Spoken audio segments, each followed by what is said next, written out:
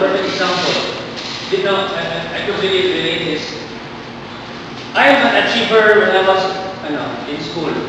Nani, bright, typical, hindi pa naman, hindi lang ko kung 19 or 20 lang sa school. I'm a typical, nani kayo, achiever kayo. And then, someone shared me the story of how parents should really see their children, especially their kids. Focus on their strengths. Why is that? That some parents, they always tend to look at the low grades. Diba? Always, for example, me, I'm bugo in math. In super. That's the only hugaw sa ako ang TOR. Or may hugaw ito, kalagot kayo. I was upset when God gave us logical math talent. I was not there. At siguro ko. So I have no talent. And it was, then this certain coach, a life coach, he shared to us that if you are a parent, diba?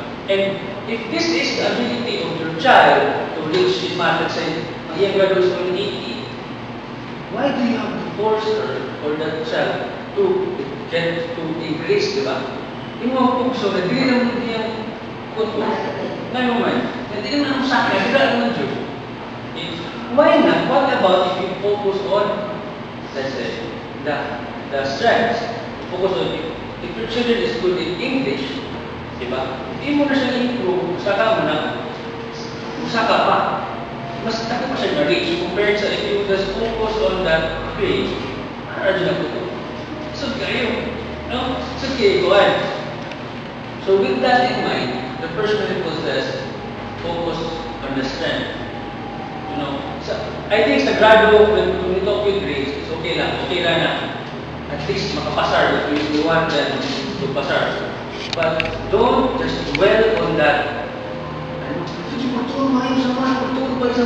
then the children will focus so much on the weakness, they tend to forget the strength. So, wala yung sakay naman. But if you just accept the weakness, okay na siya. Sige, just improve gamay, then let's work on your strength. Strength ka na, what will become of your student? Saka siya. Hindi siya sa katulad yun. Diba? If you don't, no one is super perfect in everything. In all the field. Not the disciplines and the weaknesses. I shared this story. It's one of my greatest realizations in relationship, especially with my sister. To be honest, I don't have a very good relationship with my sister. When we were young, I learned karate because of her. You know, because she became my sparring partner. Unfortunately, she's the sparring partner na hindi ko cool. So she became my punching bag. Because I was a rude boy. I grab the question. It's not very violent siya. You know, the abuse, kanang grabe niya against niya. Nga naman, because of the reason na, lahat naman. Ako, nanin mo ko, siya nanin. Hindi siya doon. Wala nang kayo. So always, she spends her day watching TV. No, tanan. Kanang mga, everything, lifestyle channel, America's Next Top Model, everything, cartoons, SpongeBob. Already at her age, cartoons on the TV. And because I'm very different, I always go at every day, sige, away. Unfortunately, when during high school and college, I was not staying at home because I was in a seminary. So, sa mga prime years of her growth, I was not there with her. So, when I got out of seminary, back to the real world, lahat yun eh. Hindi ka-relate, hindi ka So, unfortunately lang, the things happen, and I also read books, was able to learn from a lot of successful people.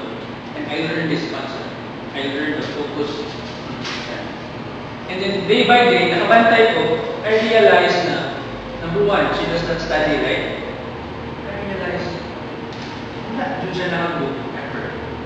She never had problems at school. Hindi na siya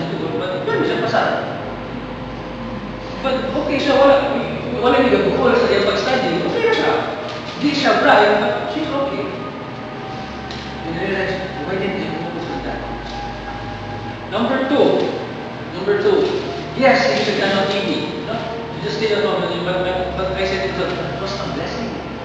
Ano man? Other kids are out there partying, okay, focus sa ibang buhay. Other kids batiin barkada and they're doing obscene things, mga bata ko kayo, gilas na kayo, mga kwarta-kwarta, gastadura, and all that. That's there watching you. And I'm blessed for that. And the third,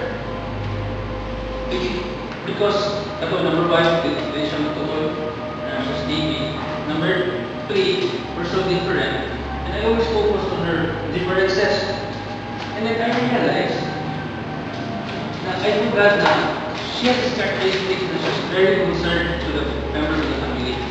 Every time mula ka na siya sa gawas, she's always the one, Mama, palitan na to si Kuya ni. Siya din yung mag-out take home. And because I was only looking at her negative, I tend to forget the positive things as well.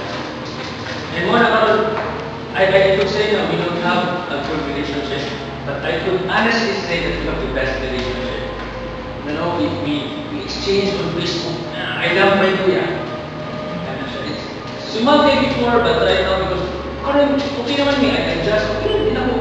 And good thing said is, I don't have to pressure myself anymore to accept her. Because that's the package.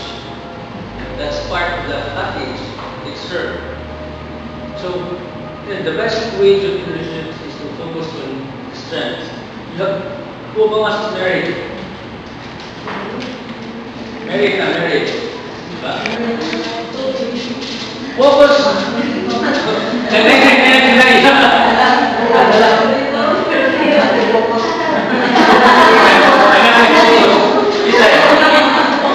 Okay, there's a story. There was this woman who complains about her wife. What is her husband? Ano ba? Her husband is a basketball fan. All day long, tanan, NBA, BBL, tanan, BBA, tanang liga sa basketball kita na. Na magluto siya balik na ay matagap. Foul! Like that. Foul.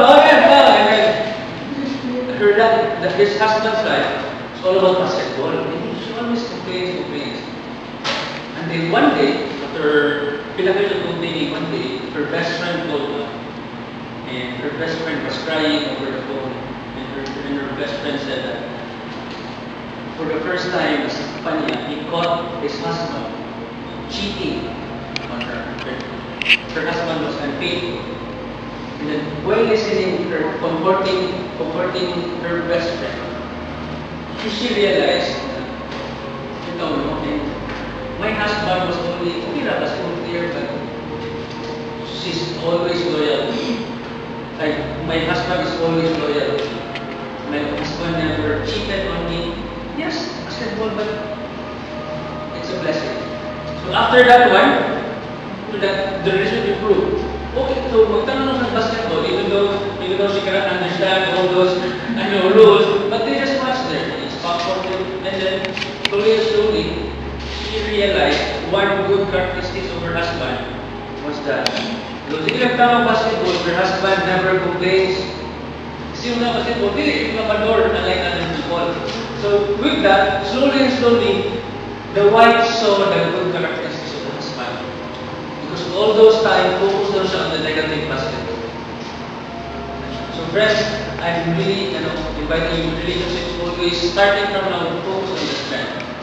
Focus on the thing that will excel on your relationship.